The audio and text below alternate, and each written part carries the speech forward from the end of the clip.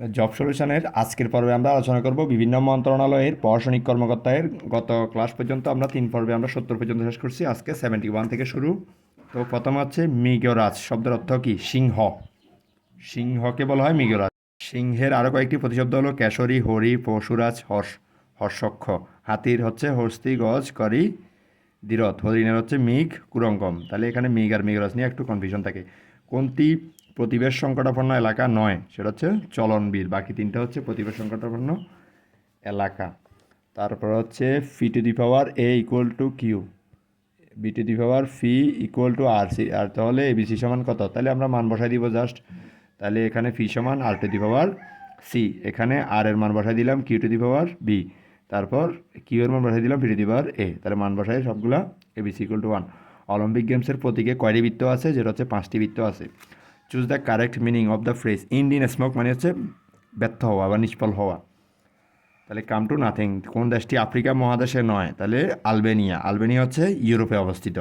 বাকি তিনটা আফ্রিকা মহাদেশে অবস্থিত। বাংলাদেশ সংবিধানের কোন ভাগে মৌলিক অধিকার বর্ণিত আছে? সেটা হচ্ছে 3য় ভাগে। আমরা জানি 3য় ভাগে মৌলিক অধিকার। তারপর স্বাধীনতা যুদ্ধে বাংলাদেশে কয়টি সেক্টরে বিভক্ত ছিল? বাংলাদেশ ছিল 11টি সেক্টরে। তারপর হচ্ছে 79 নাম্বার 8³ - 6a+1 = 0 হলে এত সমান কত? তাহলে এরকম অঙ্ক দেওয়া থাকলে আমরা জাস্ট a² + 1কে এই পাশে রাখি, 6কে ওই পাশে পাঠিয়ে দিব, তারপরে উভয়কে এই দ্বারা ভাগ করলে আমরা এটা পেয়ে যাব। কোন একটি সংখ্যার সাথে 6 যোগ করলে যে উত্তর পাওয়া যায়? সংখ্যাটির দ্বিগুণ থেকে 21 বিয়োগ করলে একই উত্তর পাওয়া যায়। তাহলে এটা হচ্ছে একটা আইকিউ টাইপ। তাহলে আমরা অপশন টেস্ট করেও করতে পারি অথবা এক্স ধরেও করতে পারি। তো ওরা একটা অঙ্ক ধরছে 27 + 6 33, 6 যোগ করলে 33 হয় এবং 27 গুণ 2 করলে 54, বিয়োগ করলে 33। তাহলে এভাবে 27 মিলে ফেলছে, অপশন টেস্ট করে বলছে। আমরা চাইলে এই অঙ্কটা কিন্তু এক্স ধরেও করতে পারি।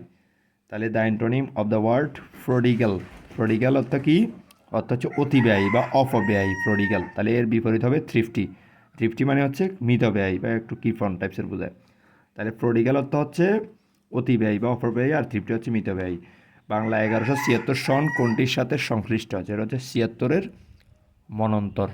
1176-এ 1770 সালে ইংলিশে, আর 76-এর মনন্তরটা হয়েছে।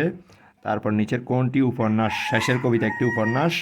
নেমেসিস হচ্ছে নুরুল মোমের নাটক। পদ্মাবতী হচ্ছে কবি আলালের কাব্য। আর নবান্ন হচ্ছে বিজন ভট্টাচার্যের এক নাটক।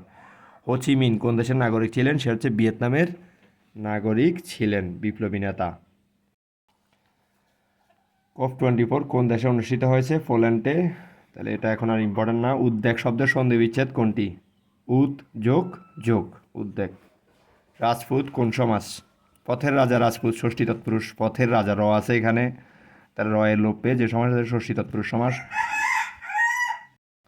তারপর হচ্ছে identify the correct phrase from do not shut the door. তাহলে এরকম থাকলে ইম্পারেটিভের তাহলে লেট বসে, নট থাকলে নটটা বসে যাবে, তারপর দ্য ডোর অবজেক্টটাও বসে যাবে, বি শাট।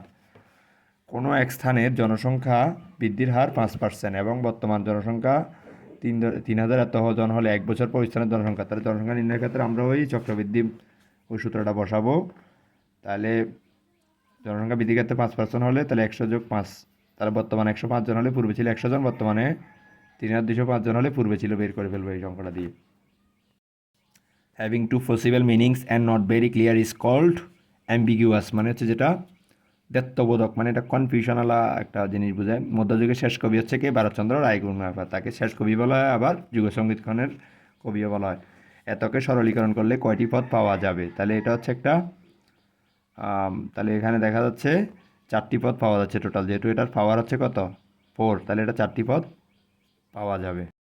তারপর হচ্ছে আবার আরেকটা, এখানে 2টা আছে, এটা মানে এই 2 দুগুণা 4, 4 দুগুণা 8, তাহলে মোট এভাবে পাওয়ার গুণ করলে আমরা মোট 8টি পদ পাবো। তাহলে x+2y এত সমান এত, সরল রেখা দুটির ছেদবিন্দু কত?